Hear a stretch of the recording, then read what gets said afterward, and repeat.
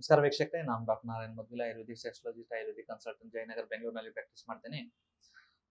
ಮೊನ್ನೆ ನನಗೆ ಒಂದು ವಾಟ್ಸಪ್ನಲ್ಲಿ ಮೆಸೇಜ್ ಬಂತು. ಏನಂದ್ರೆ, if your doctor prescribes medicine before asking you about diet and lifestyle, you have a dealer, not a healer. ಅದರ ಅರ್ಥ ಏನು? ತಾವು ಯಾವುದೋ ಒಂದು ಡಾಕ್ಟರ್ ಹತ್ರ ಹೋಗಿದಾಗ ನೀವೇನು ಹೇಳ್ತೀರಾ, ಸರ್ ನನಗೆ ಈ ತರ ಸಮಸ್ಯೆ ಇದೆ, ಈ ತರ ಆಗ್ತಾ ಇದೆ. ಯಾರು ನಿಮ್ಮ ಡೈಟ್ ಏನೋ, ನಿಮ್ಮ ಲೈಫ್ ಸ್ಟೈಲ್ ಏನೋ, ನೀವು ಏನೇನು ಮಾಡ್ತೀರಾ, ಏನೇನು ಮಾಡಲ್ಲ, ನಿಮ್ಮ ಸ್ಲೀಪಿಂಗ್ ಪ್ಯಾಟರ್ನ್ ಹೇಗಿದೆ, ಇದು ಎಲ್ಲ ವಿಚಾರ ಮಾಡಲ್ದೇನೆ ಇದು ಒಂದು ಪ್ರಾಬ್ಲಮ್ ಇದೆ, ಇದಕ್ಕೆ ಇದು ಒಂದು ನಾನು ಟ್ಯಾಬ್ಲೆಟ್ಸ್ ಬರ್ದು ಕೊಡ್ತೀನಿ ಅಂತ ಏನಾದ್ರೆ ಹೇಳಿದ್ರೆ, ಅವರು ಏನಂದ್ರೆ ನಿಮಗೆ ಒಬ್ರು ಡೀಲರ್ ಆಗಿ ಇದ್ದಾರೆ ಅಷ್ಟೇ ಹೊರತು ಯಾವುದೋ ರೀತಿ ಹೀಲರ್ ಇಲ್ಲ. ಹೀಲರ್ ಅಂದ್ರೆ ಹೀಲಿಂಗ್ ಮಾಡೋನು. ನೀವು ಯಾವುದೋ ಒಂದು ಕಷ್ಟನಲ್ಲಿ ಇದ್ದೀರಾ, ಅದನ್ನ ಹೇಗೆ ಸರಿಪಡಿಸಬೇಕು ಅಂತ ಕೇಳೋನು ಇಲ್ಲ ಅಂತ ಅರ್ಥ. ನಿಜವಾಗ್ಲೂ ನನಗೆ ಈ ಮೆಸೇಜ್ ತುಂಬಾ ಕರೆಕ್ಟ್ ಅನಿಸ್ತು. ಯಾಕಂದ್ರೆ ನಾಟ್ ಓನ್ಲಿ ನಮ್ಮ ಸೆಕ್ಸಾಲಜಿ, ಈವನ್ ಒಂದು ನಾರ್ಮಲ್ ಒಂದು ಗ್ಯಾಸ್ಟ್ರಿಕ್ ಪ್ರಾಬ್ಲಮ್ ಇರ್ಬೋದು. ಸರ್ ನಾನು ರಾತ್ರಿ ಮಲಗಿದಿರ್ತೀನಿ, ಆನ್ ಆಫ್ ಸಡನ್ ಮಧ್ಯರಾತ್ರಿ ನನಗೆ ಏನಾಗ್ತಾ ಇದೆ, ತೇಗ್ ಬರುತ್ತೆ, ಹುಳಿ ತೇಗ್ ಬರುತ್ತೆ, ಒಮ್ಮೆ ವಾಮಿಟ್ ಬಂದಂಗ ಆಗುತ್ತೆ, ನಾನು ಎದ್ದು ಕೂತ್ಕೋಬೇಕು. ಅವಾಗ ನಿಮ್ಮ ವೇಟ್ ಎಷ್ಟು, ನಿಮ್ಮ ಫುಡ್ ಹ್ಯಾಬಿಟ್ ಎಷ್ಟು ಏನಿದೆ, ನೀವು ಎಕ್ಸಸೈಸ್ ಮಾಡ್ತೀರಾ ಇಲ್ಲ, ನಿಮ್ಮ ಆಹಾರ ಏನಿದೆ, ಏನೋ ಕೇಳದೇನೆ, ಇಲ್ಲಪ್ಪ ಇದು GERD ಅಂದ್ರೆ ಗ್ಯಾಸ್ಟ್ರೋ ಈಸೋಫೇಜಿಯಲ್ ರಿಫ್ಲಕ್ಸ್ ಡಿಸಾರ್ಡರ್ ಇದೆ, ನಾನು ಏನು ಮಾಡ್ತೀನಿ, ಸ್ವಲ್ಪ ಆ್ಯಂಟಾಸಿಡ್ಸ್ ಕೊಡ್ತೇನೆ, ಇದು ತಗೋ ಸರಿ ಹೋಗುತ್ತಾ ಅಂತ ಹೇಳ್ಬಿಟ್ಟು ಕೊಟ್ರೆ ಅದು ಒಂದು ಡೀಲರ್ ತರ ಆಗ್ಬಿಡುತ್ತೆ. ಇವಾಗ ಹೀಲರ್ ಆಗ್ಬೇಕಂದ್ರೆ ಏನ್ ಮಾಡ್ಬೇಕು? ನೋಡಪ್ಪ, ಇದಕ್ಕೆ ಗ್ಯಾಸ್ಟ್ರೋ ಈಸೋಫೇಜಿಯಲ್ ರಿಫ್ಲಕ್ಸ್ ಅಂತೀವಿ. ಇದು ಯಾಕೆ ಆಗುತ್ತೆ ಅಂದ್ರೆ ಬಾಡಿನಲ್ಲಿ ಆಗೋ ಎಕ್ಸೆಸ್ ಆಸಿಡ್ ಸಿಕ್ರೇಷನ್ ದಿಂದ. ಸೊ ನೀನ್ ಏನ್ ಮಾಡ್ಬೇಕು? ಫಸ್ಟ್ ಆಫ್ ಆಲ್ ರಾತ್ರಿ ಮಲ್ಗಾಕೆ ಲೇಟ್ ಮಾಡಬಾರ್ದು ಒಂದು. ಎರಡನೇದು, ರಾತ್ರಿದು ಊಟ ಏನಿದೆ ಲೇಟ್ ಮಾಡಬಾರ್ದು. ಮೂರನೇದು, ತುಂಬಾ ಖಾರ ಮಸಾಲೆ ಆಹಾರ ಜಾಸ್ತಿ ತಗೋಬಾರ್ದು. ನಾಲ್ಕನೇದು, ಸ್ವಲ್ಪ ದೈಹಿಕವಾಗಿ ಫಿಸಿಕಲ್ ಆಗಿ ಫಿಟ್ ಆಗಿ ಇರಬೇಕು. ಐದನೇದು, ಸ್ವಲ್ಪ ನೀನು ಏನ್ ಮಾಡ್ಬೇಕಂದ್ರೆ ಅಲ್ಪ ಪ್ರಮಾಣದಲ್ಲಿನೇ ಆಹಾರ ತಗೋಬೇಕು. ನಿನ್ನ ವೇಟ್ ಏನಾದ್ರೂ ಜಾಸ್ತಿ ಇದ್ರೆ ವೇಟ್ನ ಕಡಿಮೆ ಮಾಡ್ಕೋಬೇಕು. ಫುಡ್ ನಲ್ಲಿ ಸ್ವಲ್ಪ ಫ್ರೂಟ್ಸು, ಸಲಾಡ್ಸು, ಗ್ರೀನ್ ವೆಜಿಟೇಬಲ್ಸ್ನ ಜಾಸ್ತಿ ಮಾಡಬೇಕು. ನಾನ್ ವೆಜ್ ಏನಾದ್ರೂ ತಿಂತೀರಿ ಅಂದ್ರೆ ಅದನ್ನ ಕಡಿಮೆ ಮಾಡಬೇಕು. ಅದರಲ್ಲಿ ಏನಂದ್ರೆ ಲೈಫ್ ಸ್ಟೈಲ್ ಚೇಂಜಸ್ ಮಾಡಬೇಕು, ಒಂದು ಫುಡ್ ಹ್ಯಾಬಿಟ್ಸ್ ಚೇಂಜ್ ಮಾಡಬೇಕು, ಅವನಿಗೆ ಎಕ್ಸಸೈಸಸ್ನ ಪುಷ್ ಮಾಡಬೇಕು. ಈ ತರ ಹೇಳಿಬಿಟ್ಟು ಆಮೇಲೆ ಈ ಟೆಂಪರರಿ ಸ್ವಲ್ಪ ಮೆಡಿಸಿನ್ ತಗೋ, ಚೂರ್ ಸಿಂಪ್ಟಮ್ ಕಡಿಯೋ ಆಗೋವರೆಗೆ ಒಂದ್ಸತಿ ಲೈಫ್ ಸ್ಟೈಲ್ ಚೇಂಜಸ್ ಮಾಡಿದ್ರೆ ಈ ಕಾಯಿಲೆ ವಾಸಿ ಆಗುತ್ತೆ ಅಂತ ಹೇಳೋದು. ಸೊ ಹೇಗೆ ಒಂದು ಗ್ಯಾಸ್ಟ್ರಿಕ್ ಪ್ರಾಬ್ಲಮ್ಗೆ ಬರೇ ಮಾತ್ರೆ ಸೊಲ್ಯೂಷನ್ ಇಲ್ಲ, ಮಾತ್ರೆ ಓನ್ಲಿ ಟೆಂಪರರಿ, ಒಂದು 5 ದಿನನೋ 10 ದಿನ, ಲೈಫ್ ಟೈಮ್ ಮಾತ್ರೆ ತಗೊಳಕ್ ಆಗಲ್ಲ. ಅದೇ ರೀತಿ ಇವಾಗ ನಮ್ಮ ಹತ್ರ ಯಾರೋ ಒಬ್ರು ಕ್ಲೈಂಟ್ಸ್ ಬಂದಿದ್ದಾರೆ ಅಥವಾ ಯಾರೋ ಒಬ್ರು ಪೇಷಂಟ್ ಬಂದಿದ್ದಾರೆ, ಸರ್ ನನಗೆ ವಯಸ್ಸು 32, ಇವಾಗ ಜಸ್ಟ್ ಮದುವೆ ಆಗಿ 3 ತಿಂಗಳಾಗಿದೆ, ನನಗೆ ಸ್ವಲ್ಪ ಸೆಕ್ಸ್ ನಲ್ಲಿ ಪ್ರಾಬ್ಲಮ್ ಆಗ್ತಾ ಇದೆ ಅಂದ್ರೆ ಬರೀ ನಾನು ಸೋ ಒಂದು ಟ್ಯಾಬ್ಲೆಟ್ ತಗೋ, ಒಂದು ಪೌಡರ್ ತಗೋ, ಒಂದು ಸ್ಪ್ರೇ ತಗೋ ಅಂತ ಹೇಳಿದ್ರೆ that will not solve the purpose. ಅಂದ್ರೆ ಅದಕ್ಕೆ ಯಾವುದೋ ರೀತಿ ಪೇಷಂಟ್ಗೆ ಬೆನಿಫಿಟ್ ಆಗಲ್ಲ. ಯಾಕಂದ್ರೆ ಅವನು ತೋಳುವರೆಗೆ ಚೆನ್ನಾಗಿರುತ್ತೆ, ಆಮೇಲೆ ಏನಿದೆ ಯಥಾಸ್ಥಿತಿಗೆ ಬಂದಿರ್ತಾನೆ. ಸೊ ಈ ಕಂಡೀಷನ್ ಅಲ್ಲಿ ಏನ್ ಮಾಡಬೇಕು? ಫಸ್ಟ್ ಆಫ್ ಆಲ್ ಅವನಿಗೆ ಒಂದು ಹೋಪ್ ಕೊಡಬೇಕು. ಇಲ್ಲಪ್ಪ, ಏನ್ ತೊಂದರೆ ಇಲ್ಲ, ದೊಡ್ಡ ಪ್ರಾಬ್ಲಮ್ ಇಲ್ಲ, ಇಟ್ ಈಸ್ ವೆರಿ ಕಾಮನ್. ಯಾಕಂದ್ರೆ ಪ್ರತಿಯೊಬ್ಬರಿಗೆ ಏನ್ ಅನ್ಸುತ್ತೆ, ಈ ವಯಸ್ಸಿಗೆ ಈ ಪ್ರಾಬ್ಲಮ್ ಫೇಸ್ ಮಾಡೋನು ನಾನು ಒಬ್ಬನೇ ಅಂತ ಫೀಲ್ ಮಾಡ್ಕೊತಾನೆ. ಸೊ ಈ ಏಜ್ಗೆ ಇದು ವೆರಿ ಕಾಮನ್. ಇದಕ್ಕೆ ಅಕ್ಯೂಟ್ ಎರೆಕ್ಟೈಲ್ ಡಿಸ್ಫಂಕ್ಷನ್ ಅಂತೀವಿ. ಅಂದ್ರೆ ಅಕ್ಯೂಟ್ ಅಂದ್ರೆ ಟೆಂಪರರಿ ಅಥವಾ ರೀಸೆಂಟ್ ಆಗಿ ಬಂದಿದಿರುತ್ತೆ. ಕ್ರೋನಿಕ್ ಅಂದ್ರೆ ತುಂಬಾ ಜಾಸ್ತಿ ದಿವಸದಿದೆ ಅಂತ ಅರ್ಥ. ಏನ್ ಭಯ ಮಾಡ್ಕೋಬೇಡ.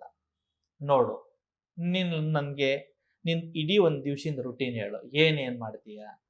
ಇಲ್ಲ ಸರ್, ನಾನು ಬೆಳಗ್ಗೆ ಇಷ್ಟೊಂದು 8 ಗಂಟೆಗೆ ಎದ್ದೇಳ್ತೀನಿ, ಆಮೇಲೆ ಮೊಬೈಲ್ ನೋಡ್ತೀನಿ 1 ಅವರ್, ಆಮೇಲೆ ಏನೋ ಒಂದು ಕಂಪನಿ ಕ್ಯಾಬ್ ಬರುತ್ತೆ ಅಂತ ಇಮಿಡಿಯೇಟ್ಲಿ ಸ್ನಾನ ಮಾಡ್ಬಿಟ್ಟು ಏನೋ ಫಾಸ್ಟ್ ತಿಂತೀನಿ, ಕ್ಯಾಬ್ ಹತ್ತೀನಿ, ಆಮೇಲೆ ಇಡೀ ದಿನ ಅಲ್ಲಿ ಕೆಲಸ ಮಾಡ್ತೀನಿ, ಒಂದು ಮಧ್ಯಾಹ್ನ ಲಂಚ್ ಆಗುತ್ತೆ, ಒಂದ್ಸತಿ ಆಗಲ್ಲ, ಏನೋ ಟೀ ಕಾಫಿ ಕುಡಿತೀನಿ, ಆಮೇಲೆ ಮನೆ ಬರುವಾಗ 8:30 9 ಗಂಟೆ ಆಗುತ್ತೆ, ಏನೋ ಊಟ ಮಾಡಿದ್ದಿರ್ತಾರೆ, ಟಿವಿ ನೋಡ್ತಾ ಊಟ ಮಾಡ್ತೀನಿ. ಏನೋ ಒಂದು ಆಫೀಸ್ ವರ್ಕ್ ಡ್ಯೂ ಇರುತ್ತೆ, ಅದೊಂದು ಮುಗಿಸ್ಬಿಡ್ತೀನಿ, ಮಲ್ಗಕ್ಕೆ 11 ಗಂಟೆ ಆಗುತ್ತೆ. ಅಂದ್ರೆ ಇಡೀ ಲೈಫ್ ಸ್ಟೈಲ್ ಸರಿಯಾಗಿಲ್ಲ ಅಂತ. ಸೊ ಇಲ್ಲಿ ಏನು ನೋಡಪ್ಪ, ಸ್ವಲ್ಪ ಬೆಳಗ್ಗೆ ಬೇಗ ಎದ್ದೇಳ್ಬೇಕು, ಒಂದು ಕರೆಕ್ಟ್ ಆಗಿ motion daily time to time clean ಆಗಿ ಪಾಸ್ ಆಗ್ಬೇಕು, ಒಂದೇ ಟೈಮ್ ಆಗ್ತಾ ಇದೆ ಅಂತ ನೋಡ್ಕೋಬೇಕು. ಆಮೇಲೆ ಸ್ವಲ್ಪ ವ್ಯಾಯಾಮ ಮಾಡಬೇಕು, ಬ್ಯಾಲೆನ್ಸ್ ಫುಡ್ ತಗೋಬೇಕು, ಬೆಳಗ್ಗೆ ಚೆನ್ನಾಗಿ ತಿನ್ಬೇಕು, ಹೆವಿ ಪ್ರೋಟೀನ್ಸ್ ತಿನ್ಬೇಕು. ಅದು 2 ಬಾಯ್ಲ್ಡ್ ಎಗ್ ಇರ್ಬೋದು, 4 ಖರ್ಜೂರ ಇರ್ಬೋದು, ಸ್ವಲ್ಪ ಮೊಳಕೆ ಹೊಡೆದಿದ್ದ ಕಾಳುಗಳಿರ್ಬೋದು, ಅಥವಾ ಚೆನ್ನಾಗಿ ಮನೆಯಲ್ಲಿ ಹೊಟ್ಟೆ ತುಂಬ ಊಟ ಮಾಡಬೇಕು. ಅವಾಗ ಏನಾಗುತ್ತೆ, ನಿನ್ಗೆ ಎನರ್ಜಿ ಸಿಗುತ್ತೆ. ಆಮೇಲೆ ನೀವು ಹೋಗುವಾಗ ಆಫೀಸ್ನಲ್ಲಿ unnecessary over mobile usage, over ಏನಿದೆ ಕಾಲ್ಸ್ ಅಟೆಂಡ್ ಮಾಡೋದಿಲ್ಲ. ಯಾವಾಗೋ ಸ್ವಲ್ಪ ಟೈಮ್ ಸಿಕ್ಕಿದ್ದಾಗ ರಿಲ್ಯಾಕ್ಸ್ ಆಗಿರಿ, ಏನು ಮಾಡಬೇಡಿ. ಮೈಂಡ್ ಸ್ವಲ್ಪ ಬೋರ್ ಆಗಬೇಕು. ನೀವು ಕೆಲಸ ಮಾಡ್ತಾ ಇರ್ತೀರಾ, ಚೂರ್ ಕೆಲಸನಲ್ಲಿ ಬಿಡು ಸಿಕ್ತಂದ್ರೆ ಮೊಬೈಲ್ ನೋಡ್ಬಿಟ್ಟು ರೀಲ್ಸ್ ನೋಡಕ್ ಸ್ಟಾರ್ಟ್ ಮಾಡ್ತೀರಾ, ಅವಾಗ ಮೈಂಡ್ಗೆ ರಿಲ್ಯಾಕ್ಸೇಷನ್ ಇಲ್ಲ. ಬಟ್ ಸ್ಟಡಿ ಏನ್ ಹೇಳುತ್ತೆ ಅಂದ್ರೆ, ನಮ್ಮ ಮೈಂಡ್ಗೆ ಬೋರ್ ಆಗಬೇಕು. ಒಂದೊಂದ್ ದಿನ ಏನ್ ಮಾಡಬಾರ್ದು, ಸುಮ್ಮನೆ ಕೂತಿರ್ಬೇಕು, ಬೋರ್ ಆಗ್ಬೇಕು ಮೈಂಡ್ಗೆ. ಬೋರ್ ಆಗಿದಾಗೆ ಮೈಂಡ್ ತಂತಾನಿಗೆ ಹೀಲ್ ಮಾಡ್ತಾ ಇರುತ್ತೆ. ಎವ್ರಿ ಟೈಮ್ ಬೆಳಗ್ಗೆ ನೀವು 7:30 8 ಗಂಟೆಯಿಂದ 11 ಗಂಟೆ ಒಳಗೆ ಮೈಂಡ್ಗೆ ಬಿಜಿ ಇದ್ರೆ ಮೈಂಡ್ ಟಯರ್ಡ್ ಆಗಿಬಿಡುತ್ತೆ. ನಿಮ್ಗೆ ಹೇಗೆ ದೈಹಿಕ ಎಕ್ಸರ್ಸೈಸ್ ಮಾಡಿ ಬಾಡಿ ಟಯರ್ಡ್ ಆಗುತ್ತಲ್ಲ, ಅದು ಮೈಂಡ್ ಟಯರ್ಡ್ ಆಗುತ್ತೆ. ಅದರ ಜೊತೆಗೆ ಆಹಾರನಲ್ಲಿ ತುಪ್ಪ, ಬೆಣ್ಣೆ, ಹಾಲು, ಮೊಸರು, ಒಳ್ಳೆ ಪೌಷ್ಟಿಕ ಆಹಾರ ತಿನ್ನಿ. ಜಂಕ್ ಫುಡ್, ಪ್ರೊಸೆಸ್ ಫುಡ್ ತಿನ್ನಕ್ ಹೋಗ್ಬೇಡಿ. ಸ್ವಲ್ಪ ವಾಕು, ಒಂದಿನ ಸ್ವಿಮ್ಮಿಂಗು, ಒಂದಿನ ಸೈಕ್ಲಿಂಗು, ಒಂದಿನ ಕ್ರಿಕೆಟು. ನಿಮ್ಮ ಚೈಲ್ಡ್ಹುಡ್ನಲ್ಲಿ ಯಾವ ಆಟ ನಿಮಗೆ ತುಂಬ ಇಷ್ಟ ಆ ಆಟ ಆಡಬೇಕು. ಈಗ ಫಾರ್ ಎಕ್ಸಾಂಪಲ್ ಒಬ್ಬರಿಗೆ ಖೋ ಖೋ ಅಂತ ಆಟ ಇಷ್ಟ, ವಾರಕ್ಕೆ ಒಂದ್ಸತಿ ಆಡಿ. ಬ್ಯಾಡ್ಮಿಂಟನ್ ಇಷ್ಟ ಒಬ್ಬರೊಬ್ಬರಿಗೆ ಸ್ವಿಮ್ಮಿಂಗ್ ಅಂದ್ರೆ ಇಷ್ಟ, ಒಬ್ಬರೊಬ್ಬರಿಗೆ ಹಾರ್ಸ್ ರೈಡಿಂಗ್ ಇಷ್ಟ. ನಿಮ್ಮ ಬಾಲ್ಯ ಜೀವನದಲ್ಲಿ ಏನು ಆಟ ನಿಮ್ಗೆ ಇಷ್ಟ ಇದೆ ನೋಡಿ, ಅದು ಆಡಿದ್ರೆ ಆ ಬಾಡಿದು ಎಂಡಾರ್ಫಿನ್, ಆ ಬಾಡಿದು ಸೆರೆಟೋನಿನ್, ಆ ಬಾಡಿದು ಡೊಪಾಮೈನ್ ಫುಲ್ ಫ್ಲೈಜ್ ನಲ್ಲಿ ಹೋಗುತ್ತೆ. ಇವಾಗ ಫಾರ್ ಎಕ್ಸಾಂಪಲ್ ನನಗೆ ಕ್ರಿಕೆಟ್ ಇಷ್ಟ ಅಂತ ತಿಳ್ಕೊಳ್ಳಿ, ನನಗೆ ಕ್ರಿಕೆಟ್ ಇಷ್ಟನೇ. ನಾನು ಸ್ವಲ್ಪ ಬಿಡು ಇದ್ದಾಗ, ಫ್ರೀ ಇದ್ದಾಗ, ಸಾಟರ್ಡೆ ಅಥವಾ ಸಂಡೇ ಮನೆ ಎದುರುಗಡೆನೆ ರೋಡ್ ಮೇಲೆ ಕ್ರಿಕೆಟ್ ಆಡ್ತೀನಿ. ಸಮ್ ಟೈಮ್ ನಾನು ಅದಕ್ಕೂ ಮಾಡಕ್ ಆಗಲ್ಲ ಅಂತ ತಿಳ್ಕೊಳ್ಳಿ, ಮನೆಯಲ್ಲಿ ಜಸ್ಟ್ ಬ್ಯಾಟ್ನ ಹೋಲ್ಡ್ ಮಾಡ್ತೀನಿ. ಬ್ಯಾಟ್ನ ಹೋಲ್ಡ್ ಮಾಡ್ಬಿಟ್ಟು ಸ್ವಲ್ಪ ರಾಹುಲ್ ದ್ರಾವಿಡ್ ತರ 1-2 ಶಾಟ್ ಪ್ರಾಕ್ಟೀಸ್. ಅದೊಂದು ಖುಷಿ ಏನ್ ಮೈಂಡಿಗೆ ಬರುತ್ತಲ್ಲ, ಆ ಖುಷಿಗೆ ಬೆಲೆನೇ ಇಲ್ಲ. ಯಾಕಂದ್ರೆ ಅದು ನಿಮ್ ಬಾಡಿಗೆ 15 ವರ್ಷನೂ 20 ವರ್ಷ ನಿಮ್ಗೆ ಅದು ಪ್ಯಾಷನ್ ಆಗಿದ್ದಿರುತ್ತೆ. ಆ ಪ್ಯಾಷನ್ಗೆ ಇಮಿಡಿಯೇಟ್ ಕನೆಕ್ಟ್ ಆದ ತಕ್ಷಣ ಅದು ಆಕ್ಟಿವೇಟ್ ಆಗುತ್ತೆ. ಈಗ ಫಾರ್ ಎಕ್ಸಾಂಪಲ್ ನಿಮ್ ಮನೆಯಲ್ಲಿ ಮಕ್ಕಳಿದ್ರೆ, ಯಾವುದೋ ಒಂದು ಮಗುಗೆ ಏನು ಅಂದ್ರೆ ತುಂಬಾ ಇಷ್ಟ ಅಂತ ತಿಳ್ಕೊಳ್ಳಿ. ಆನ್ ಆಫ್ ಸಡನ್ ಆ ಮಗು ಹತ್ರ ಅದು ತಗೊಂಡ್ ಬಂದ್ರೆ, ಅದು ಚಾಕ್ಲೇಟ್ಸೇ ಇರಬಹುದು, ಅಥವಾ ಫಾರ್ ಎಕ್ಸಾಂಪಲ್ ಮಗು ಅದು ಪೇಂಟಿಂಗ್ ಇಷ್ಟ ಅಂತ ತಿಳ್ಕೊಳ್ಳಿ. ಸೊ ಪೇಂಟಿಂಗ್ ಮಾಡೋದು ಒಂದು ಬ್ರಷ್ ತಗೊಂಡ್ ಬಂದ್ರೆ ಆನ್ ಆಫ್ ಸಡನ್ ತುಂಬಾ ಖುಷಿ, oh thank you daddy, thank you daddy. ಅದೇ ರೀತಿ ನಿಮ್ ಬಾಡಿನೋ ನಿಮ್ ಮೈಂಡ್ನೋ ಯಾವುದೋ ಒಂದು ವಸ್ತುನ ಅದು ನಿಮ್ ಬಾಡಿನಲ್ಲಿ ತುಂಬಾ ಅಟ್ಯಾಚ್ ಆಗಿದಿರುತ್ತೆ, ಅದರದ್ದು ಬರೀ ಸ್ಪರ್ಶ ಮಾಡಿದ್ರೆ ಅದು ನಿಮ್ಗೆ ಬಾಡಿನ ಹೀಲ್ ಮಾಡುತ್ತೆ. ಜೊತೆಗೆ ಸ್ವಲ್ಪ ಫ್ರೆಂಡ್ಸ್ ಜೊತೆಗೆ ಟೈಮ್ ಸ್ಪೆಂಡ್ ಮಾಡಬೇಕು. ಯಾಕೆ ಮಾಡ್ಬೇಕಂದ್ರೆ, ಹಳೆಗಾಲದಲ್ಲಿ ಯಾವಾಗ ಊರಿನಲ್ಲಿ ಕಟ್ಟೆ ಅಂತ ಇರ್ತಿತ್ತು, ಅದು ಪಂಚಾಯತಿ ಕಟ್ಟೆ ಇರ್ಬೋದು, ಯಾವುದೋ ದೇವಸ್ಥಾನ ಕಟ್ಟೆ ಇರ್ಬೋದು, ಅಥವಾ ಯಾವುದೋ ಒಂದು ಗಾಂಧೀಜಿ ಅವ್ರದ್ದು ಒಂದು ಕಟ್ಟೆ ಇರ್ಬೋದು, ಅಂಬೇಡ್ಕರ್ ಅವ್ರದ್ದು ಒಂದು ಕಟ್ಟೆ ಇರ್ಬೋದು.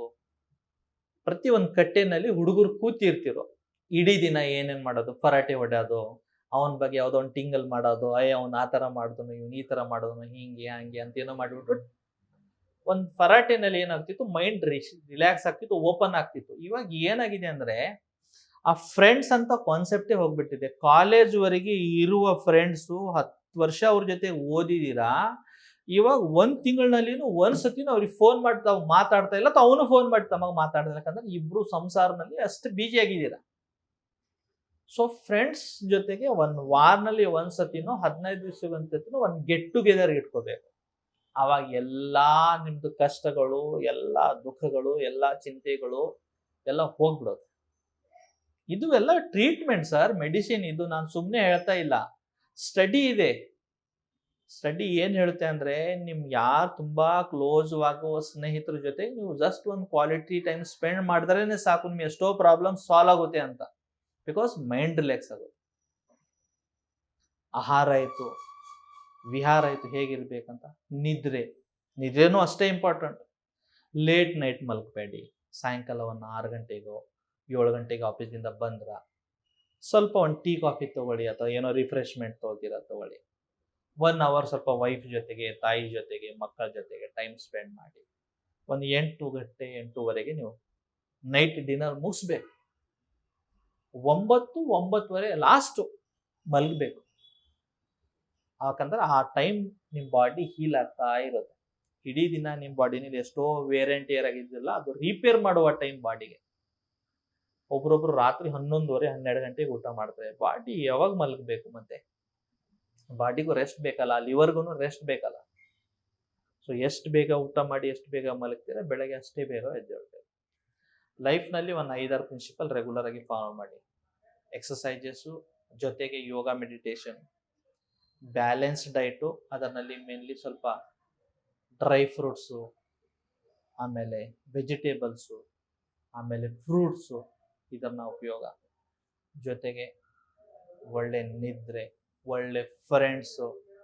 ನಿಮಗೆ ಯಾವ ವಸ್ತು ಇಷ್ಟ ಇದೆ, ಅದು ಮ್ಯೂಸಿಕ್ ಇರ್ಬೋದು, ಅದು ಮೂವೀಸ್ ಇರ್ಬೋದು, ಯಾವುದೋ ಕ್ರಿಕೆಟ್ ಇರ್ಬೋದು, ಯಾವುದೋ ಒಂದು ಬೇರೆ ವಸ್ತು ಇರ್ಬೋದು, ಅದಕ್ಕೆ ಯಾವಾಗೋ ನಿಮ್ಮ ಲೈಫ್ದಿಂದ ಡಿಸ್ಕನೆಕ್ಟ್ ಮಾಡಬೇಡಿ. ನಿಮಗೆ ಯಾವ್ದು, ಫಾರ್ ಎಕ್ಸಾಂಪಲ್ ತಮಗೆ ಗಿಟಾರ್ ಇದು ಮಾಡ್ಬೇಕಂತ ಇಷ್ಟನಾ, ವಾರಕ್ಕೆ ಒಂದ್ಸತಿ ಅದನ್ನು ಮಾಡಿ. ನೀವು ಗಿಟಾರ್ ಪ್ಲೇ ಮಾಡಿ. ನಿಮಗೆ ಹಾಡ ಇಷ್ಟನಾ ಅಥವಾ ಹಾಡಬೇಕಂತ ಇಷ್ಟನಾ, ಒನ್ ಅವರ್ ನೀವು ರಿಹರ್ಸಲ್ ಮಾಡಿ. ಯಾಕಂದ್ರೆ ನಿಮ್ಮ ಬಾಡಿಗೆ ಏನು ಇಷ್ಟನೋ ಅದು ಏನಿರುತ್ತೆ ಬಾಡಿಗೆ, ಅದು ನಾವು ಕೊಟ್ಟರೆ ತುಂಬಾ ಖುಷಿ ಆಗುತ್ತೆ. ಅದರ ಜೊತೆಗೆ ಮತ್ತೊಂದು ನಾನು ಹೇಳಕ್ ತುಂಬಾ ಇಷ್ಟಪಡ್ತೀನಿ, ನಿಮ್ಮ ಚೈಲ್ಡ್ಹುಡ್, ನಿಮ್ಮ ಬಾಲ್ಯತನ ಯಾವ ಊರಿನಲ್ಲಿ ಅಥವಾ ಯಾವ ಪ್ರಾಂತದಲ್ಲಿ ಕಳೆದಿದ್ದೀರಾ, 3 ತಿಂಗಳಿಗೊಂದ್ಸತಿ 6 ತಿಂಗಳಿಗೊಂದ್ಸತಿ ಆ ಪ್ಲೇಸ್ನಲ್ಲಿ ಹೋಗಿ. ಅದು ನಿಮ್ಮ ಸ್ಕೂಲ್ ಇರ್ಬೋದು, ಅದು ನಿಮ್ಮ ಹುಟ್ಟಿದ ಊರು ಇರ್ಬೋದು. ಫಾರ್ ಎಕ್ಸಾಂಪಲ್ ಯಾವುದೋ ಬೆಳಗಾಂದಿಂದ ಇಲ್ಲಿ ಬೆಂಗಳೂರಿಗೆ ಬಂದಿದ್ದೀರಾ, 3 ತಿಂಗಳಿಗೋ 6 ತಿಂಗಳಿಗೋ ಒಂದ್ಸತಿ 3 ದಿನನೋ 4 ದಿನನೋ 5 ದಿನನೋ ಆ ಜಾಗದಲ್ಲಿ ಹೋಗ್ಬಿಟ್ಟು ನೀವು ಬನ್ನಿ. ಅವಾಗ ಏನಾಗುತ್ತೆ, ನಿಮ್ಮ DNA ಅಲ್ಲಿಂದ ವಾತಾವರಣಕ್ಕೆ, ಅಲ್ಲಿಂದ ಮಣ್ಣಿಗೆ, ಅಲ್ಲಿಂದ ಆಹಾರಕ್ಕೆ ಅಡಿಕ್ಟ್ ಆಗಿದಿರುತ್ತೆ. ಯಾವಾಗ ಅನಿಸ್ತು ತುಂಬಾನೇ ಲೈಫ್ನಲ್ಲಿ ಬೇಜಾರಾಗಿದೆಯಪ್ಪ, ಏನ್ ಮಾಡ್ಬೇಕು ಅಂತ ಗೊತ್ತಾಗ್ತಲ್ಲ, ಓವರ್ ಸ್ಟ್ರೆಸ್ ಆಗಿದೆ ಅಂದ್ರ ನಿಮ್ ಬಾಲ್ಯತನ ಎಲ್ಲಿ ಕಳೆದಿದ್ರೆ ಅಲ್ಲಿ ಹೋಗಿ ಬನ್ನಿ. ಏನ್ ಮಾಡ್ಬೇಡಿ, ಜಸ್ಟ್ ಹೋಗಿ ಬನ್ನಿ ಅಷ್ಟೇ. ಅಲ್ಲಿ ಹೋಗಿ ಅಲ್ಲಿ ಕೂತ್ಕೊಳ್ಳಿ, ಅಲ್ಲಿಂದ ಊಟ ಮಾಡಿ, ಅಲ್ಲಿ ನಿಮ್ ಸ್ನೇಹಿತರ ಜೊತೆಗೆ ಮೀಟ್ ಆಗಿ, ನಿಮ್ ತಂದೆ ತಾಯಿ ಯಾರಿರ್ತಾರ ಅವ್ರ ಜೊತೆಗೆ ಮಾತಾಡಿ, ರಿಲೇಷನ್ ನಲ್ಲಿ ಮಾತಾಡಿ, ಅಕ್ಕ ತಂಗಿ ಅವ್ರಿಗೆ ಮಾತಾಡಿ, ಮತ್ ಬನ್ನಿ. ಮತ್ ಪೂರ್ತಿ ಬಾಡಿ ಚಾರ್ಜ್ ಆಗಿದಿರೋದು. ಇದೇ ಲೈಫ್ ಸ್ಟೈಲ್, ಇದೇ ನಿಮ್ದು ಆಹಾರ ಪದ್ಧತಿ. ಇದನ್ನ ನಾವೇನ್ ಮಾಡ್ಬೇಕು, ಚೇಂಜ್ ಮಾಡಕ್ ಹೇಳಬೇಕು. ನೀವು ಬರೇ ನನ್ನ ಹತ್ರ ಒಂದು ಕ್ಲೈಂಟ್ ಅಂತ ಬರ್ತಾ ಇದ್ದೀರಾ, ನಾನು ನಿಮ್ಗೆ ಒಂದು ಪ್ರಿಸ್ಕ್ರಿಪ್ಷನ್ ಪಿಲ್ಸ್ ಬರೆದು ಕೊಟ್ಟರೆ ಉಪಯೋಗ ಆಗಲ್ಲ. That will not solve the purpose at all.